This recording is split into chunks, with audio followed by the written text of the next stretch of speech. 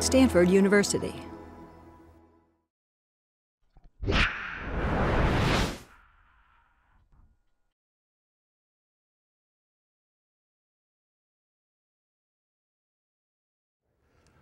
Good morning. So I'd like to say thanks organizer for inviting me to this conference. It's a pleasure to present a new type of science being looked at extra large database conference. So I'm going to talk about the archival side of genetic sequencing. My name is Eugene, and I'm heading molecular software section at NCBI. So let's start. Does it work? OK. Got it.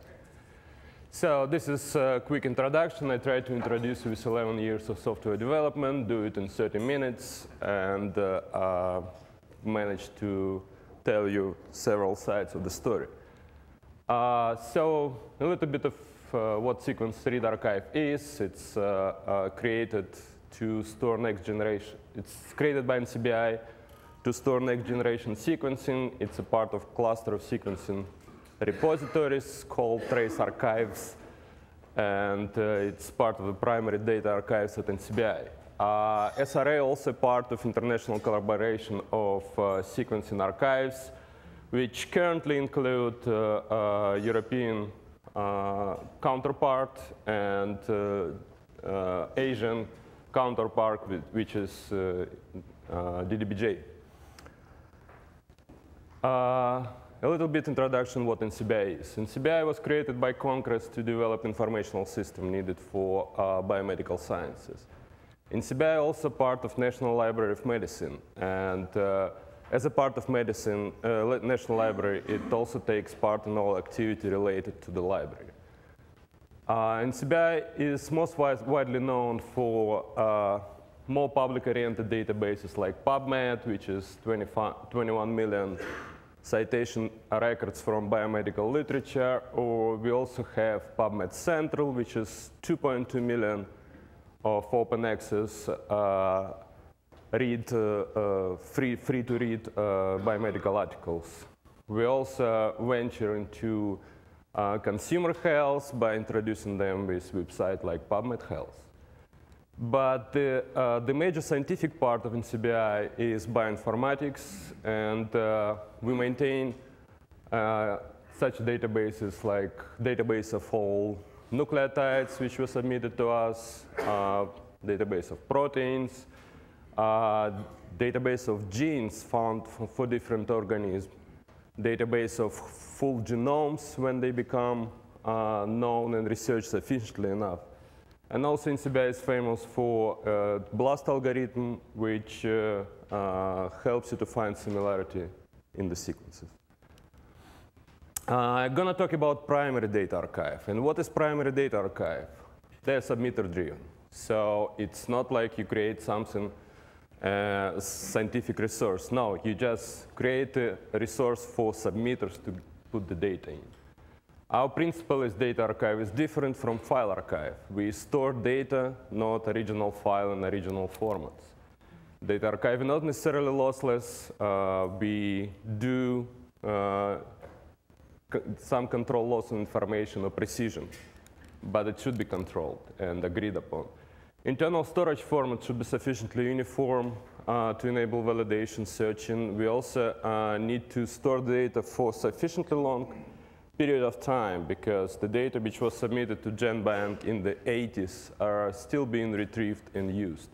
So the format needs to be maintained or committed to be maintained for a long period of time.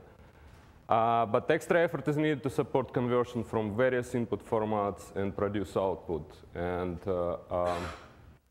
the support for variety formats in bioinformatics stresses our resources significantly. Also, additional benefit of conversion is classical ETL, extract, transform, load. The data is validated, because while you do that, you make sure that it's not some bad data being submitted to us. So as an example, the classical primary data archive is GenBank, which lasts from the 80s. It's fully annotated sequences which worked upon by submitters for a long period of time and then submitted to us as a part of their publication. But also we develop trace archives, which was created in the response to Sanger sequencing, and short read archive, which was created in response to next generation sequencing. Those two archives are called raw data archive because in most of the cases, no human curators see the data before it arrives to our archival step. And this is where the raw archive, I'm going to talk about raw archives. So this is biologist's perception of raw data archive, freezer or biobank, or even some futuristic frozen bodies from movies. But bioinformatician perception of raw data archive is more what you know. So it's hard drive, rack, or CERN data center. Interesting perspective, looks the same with biobank and CERN data center. So in the early 2000s, we hit mass production in sequencing. It was like a fourth revolution in automobile building. So in '98, Applied Biosystems Hitachi created a revolutionary machine which simplified the sequencing significantly.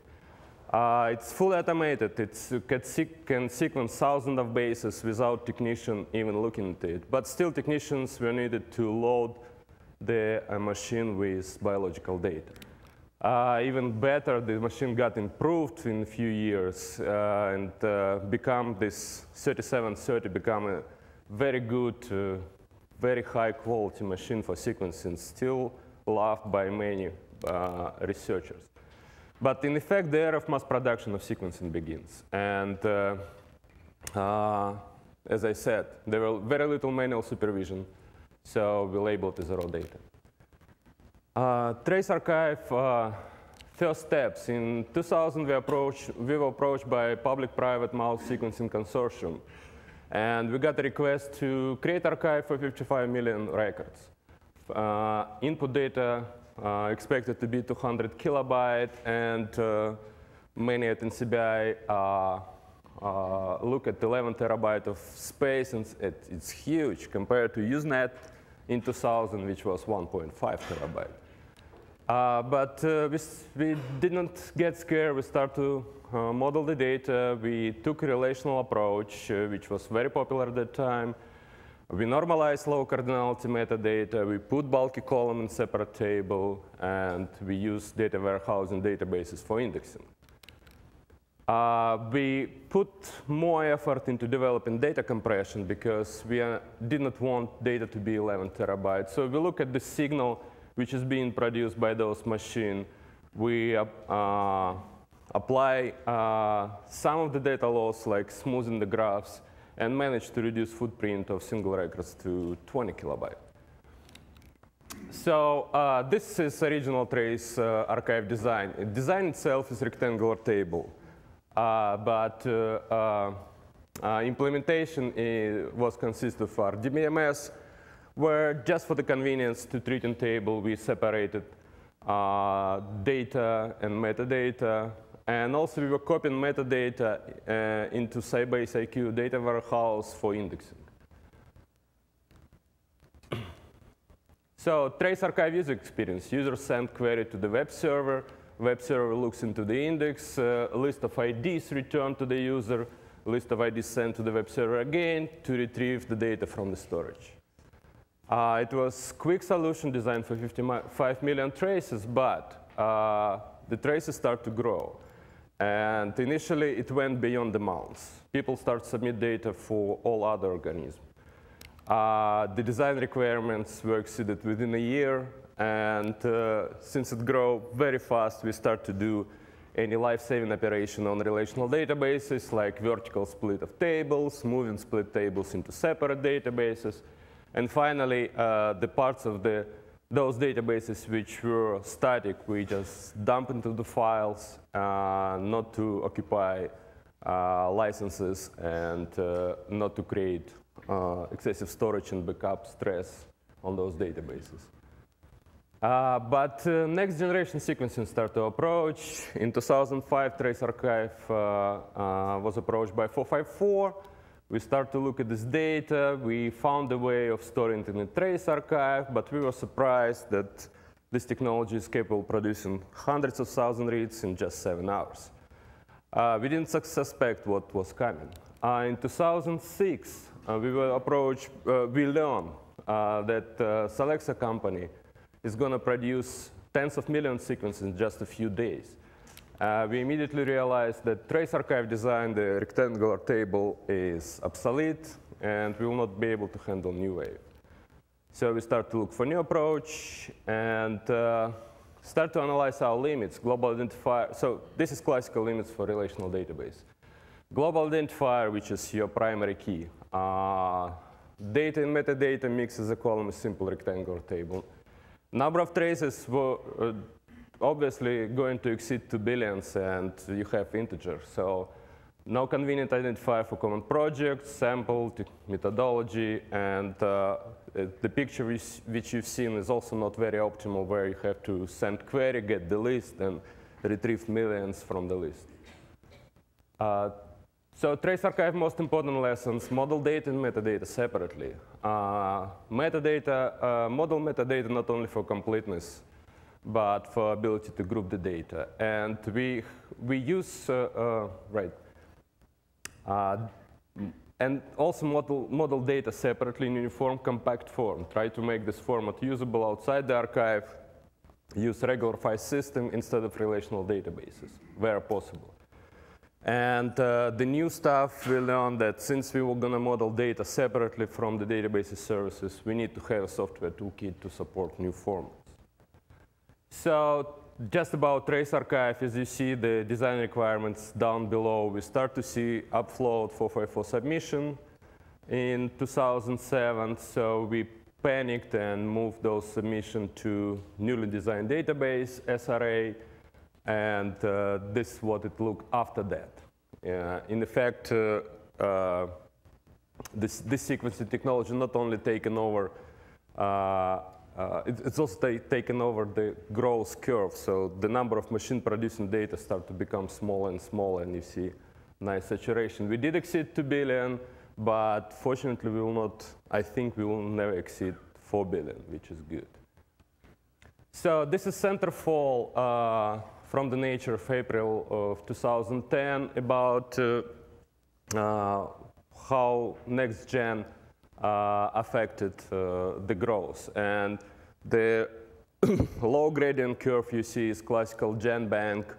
And then you see this, do I have laser point? Laser point. Middle. So you see this curve, this is growth of Trace Archive. And you see this very steep line, and this is short read archive.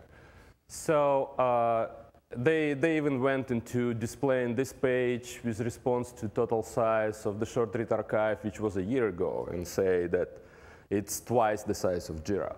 And this red line is cost of sequencing, which goes down.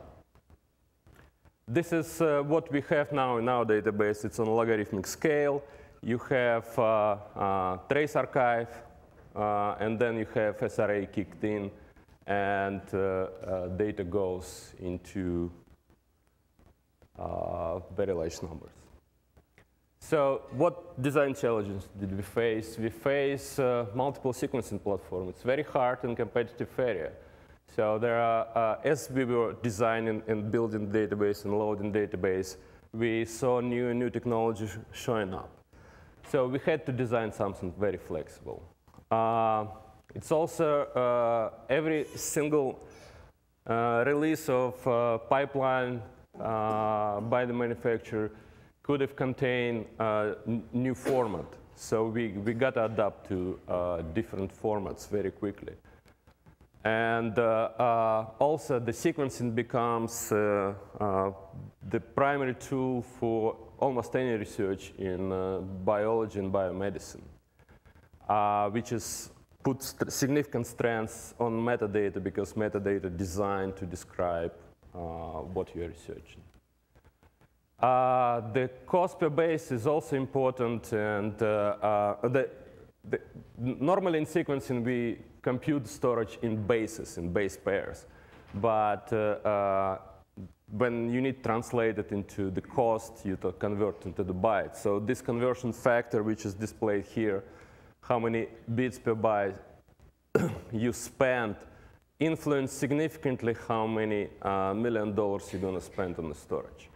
And this example just done for 10,000 cancer samples. And if you see, if you take 12 bits, which is 1.5 byte per base, you end up with paying around 11.5 million just for the storage alone. So SRA model is metadata is lifted to the level of physical organization of the platform. You see this slide. In effect, all the reagents are going into this slide, and hundreds of thousands or even millions sequences being produced from this slide. But every dot on this slide is independent, so it's identical. It's done from the same sample. So metadata is lifted to the level of effectively this slide. Metadata is modeled with XML schema. We find XML schema very convenient to model metadata. And metadata is stored in XML over RDBMS. We use Microsoft SQL Server because it has very good capability dealing with XML. Data itself is order-independent array of internal elements of the platform. In most of the cases, it's your geographical position on the slide. We also divide data in parallel series, and we compress and store it in binary files. So how SRA user experience would look like? The user communicates with a web server, sends the query, web server queries the index metadata, and return a list of file IDs. And file IDs is the data which located somewhere else on file servers, which can be HTTP, FTP, Aspera protocol, etc. So comparative table layout, this is what many use when they say why you shouldn't use the relational database. Trace archive is clearly the relational database with billion of rows. And sequence read archive contains metadata, which has much less millions rows. This is, each row is your single experiment. And for every experiment, you have data which was implemented through the file-based database. As you see, it's not enumerated. It's a typical array-like database. And you also have millions, tens of millions rows in this. The one important factor that as people submit the data, the order of those rows is not important. Once data is submitted and you set the order of rows, you better preserve because people will start to address data by their row ID. So SRA data processing pipeline, sequencing machine generate data in machine format. Data is converted into common storage format, which done with the help of our toolkit. Data is stored in index for retrieval. Data is converted into user-preferred format. And then data is analyzed by the user. You see it color-coded. This is the black one is what data producer does. The green one what SRA does, and orange one is orange color is for the user. So this was done in the past. We very quickly learned that we cannot do data conversion now into user-preferred format on our side because it's duplicate the data. So we push this to the user. And, but by doing that, we expose our toolkit. We had to expose our toolkit to the user. So now user got to download the data from us in our internal binary format and do conversion into whatever they want on their side. In the future, we also would like to see that the conversion to common storage format happened before the submission to SRA, but it's wishful thinking. So what's SRA data? We try to find common denominator in it. All the data starts from imaging the field. Only one technology does non-optical measurement, and design torrent. They do non-optical measurement of what's going on. Every dot here is a reaction well, and the different colors correspond to different nucleotides being incorporated. So the raw data itself, those images are very huge. You spend thousands of bytes per base. And but the next, when you stack up those images, you can derive the signal, which effectively some integrated amplitude or intensity of those spots. Signal data can range from 4 bytes to 50 bytes per base. And at the very end, you do the base calling. So this is the sequence, the nucleic acids which you analyze from your signal data. And you also assign some measure of probability of an error on the Phred scale. So all of this data we are now capable to compress into 0.6 to 0.9 bytes per base. Raw data was never stored in SRA. It's too expensive. We started with storing signal data based column quality. But we also learned that the signal data is not being used efficiently. And because when you store data, you also need people to consume the data. And if it's not used, it's not useful, we discarded it. So now we store about on the base calls and quality, we are looking at this range. So to do that in a maintainable fashion, we develop SRA SDK. So we divide data into series, we store by column, we eliminate repeated cells, which is run length encoding, we apply type-aware compression, and tune for retrieval speed versus size trade-off. So, for example, if you use very intensive compression like bzip2 or even slower algorithm, you gain 10% of the size, but you pay 10 times more time to do compression and decompression. So we got a trade-off on that too. It's fully indexed long-term online, near-line archive storage. We also, since we store the data by columns, we decided that sometime one of the column can stay on spinning disk and another column can go on near-line or even offline storage. And we also need to have evolution-aware backward compatibility because we gain in new platforms without and need to adapt it. So to implement SRA SDK, we design VDB, and VDB stands for vertical database. It can also stand for virtual database, or you can even Google search it and end up with this list of various abbreviations. So VDB columns group like data for beta compression, good for accessing the reduced set of columns. We also did the schema-driven stuff. So we had to invent the language to introduce some flexibility to our system. I will show you later. We also, and the schema language introduced virtualization layer. So you can, sometimes you don't need to store the data to create a needed column. So it can be created on the fly. It's highly distributed because we take advantage of host file system. It's flexible. We can, as I explained before, we initially started with signal data being stored.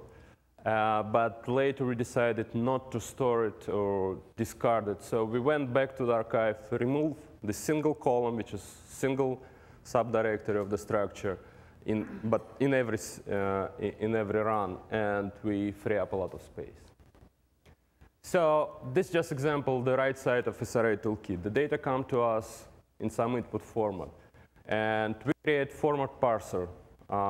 Very frequently, it's very simple parser because some data comes as an ASCII type separated or some other files. So the format parser produces input columns. It writes into input columns of VDB. It's A, B, C.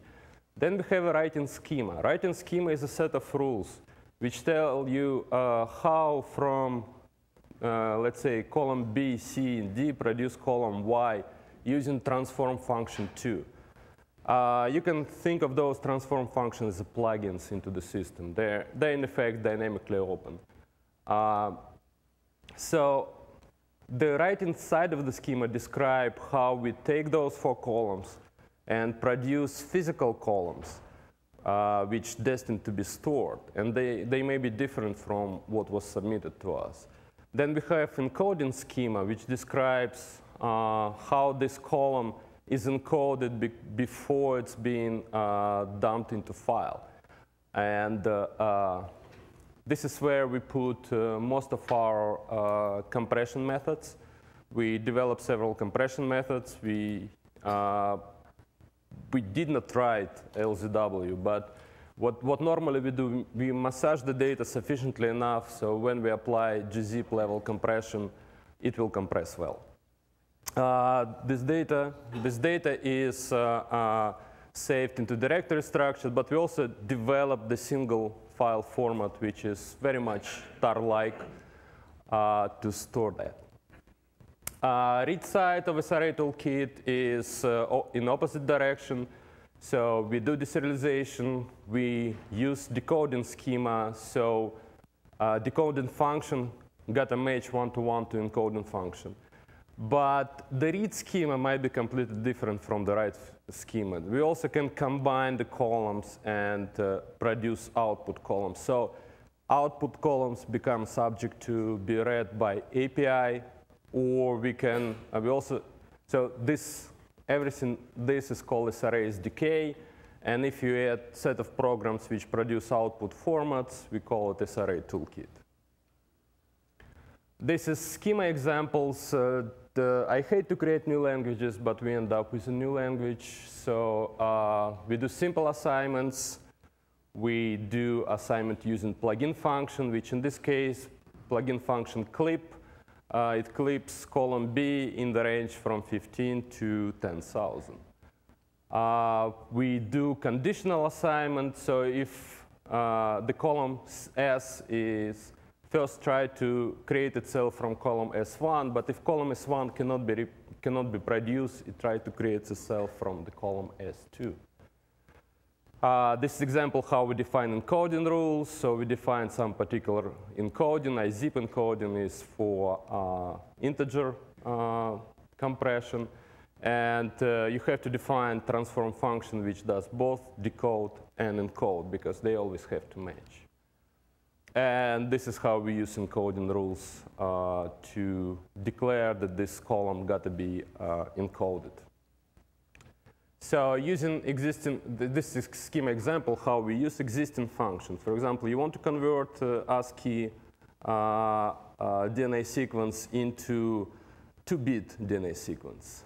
So we use function which we built already into Toolkit, which maps from A to 0, from C to 1, from G to 2.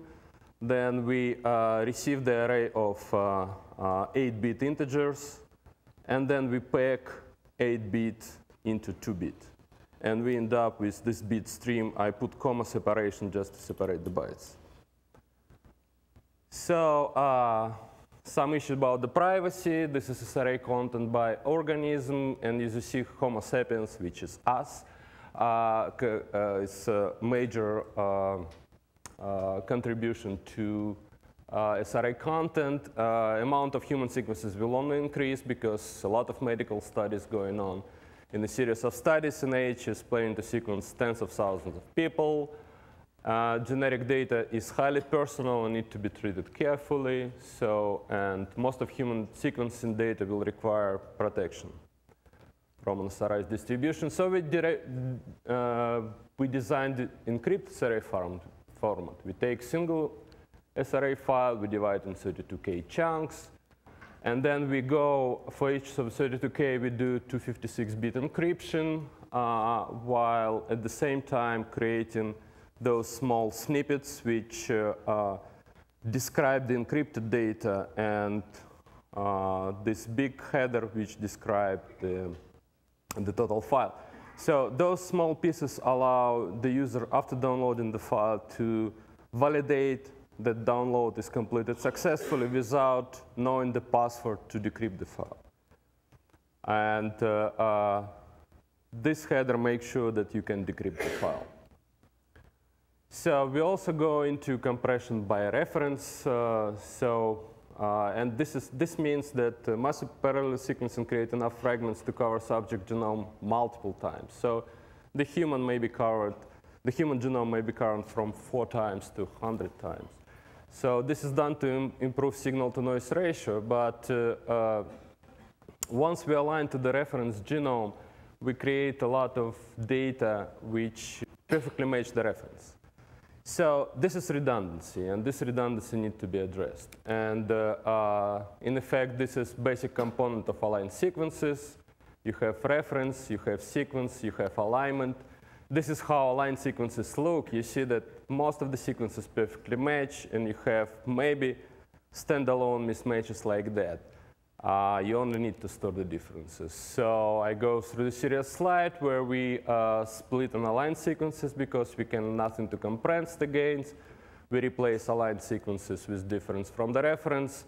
And now your original sequences is your reference plus the difference. So then we also, since references can be very standard, we treat them as remote references because they're located in GenBank or FSeq. And this is the table structure. So we model the compressed sequences as 3 tables, effectively, reference, primary alignment, and secondary alignment. And so we chain them together. The reference produce restore sequences which retrieve from remote source. Those restore sequences used as a reference for the primary alignment, and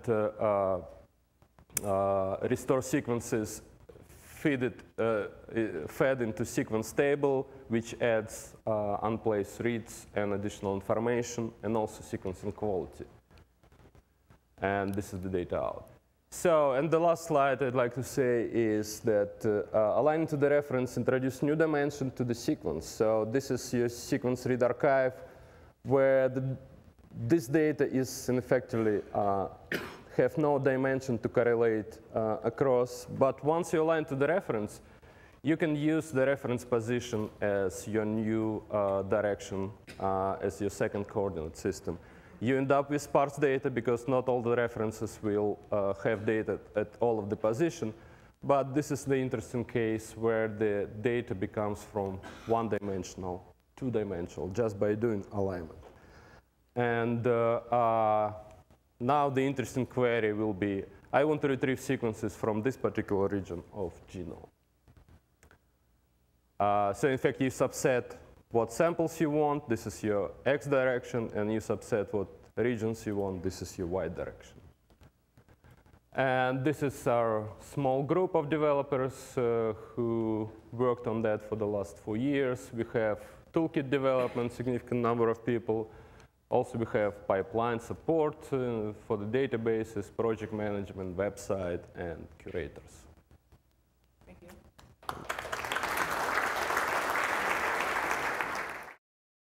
For more, please visit us at stanford.edu.